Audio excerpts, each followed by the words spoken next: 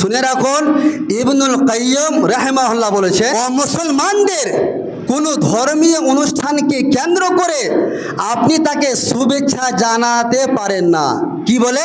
যে ঈদুন মুবারক আলাইক আও তাহনাউ বিহাযাল ঈদ, যে এভাবে যে তোমাদের ঈদ অর্থাৎ তোমাদের এই দুর্গা পূজা কালী পূজা শুভ হোক, অথবা তোমাদের এই ঈদ বা তোমাদের কালী পূজা উপভোগ্য হোক, আপনি এইভাবেও তাদেরকে শুভেচ্ছা জানাতে পারেন না।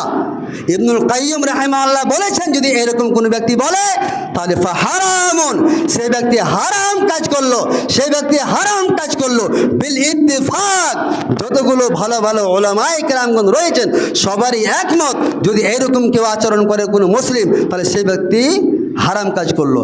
আর শেখ উসাইমিন রাহিমাহুল্লাহ বলেছেন যে অমুসলিমদের ধর্মীয় অনুষ্ঠানের উদ্দেশ্যকে কেন্দ্র করে মিষ্টি বিতরণ করা, উপহার বিনিময় করা অথবা প্রসাদ খাওয়া, এটা হচ্ছে শিরকের কাজ।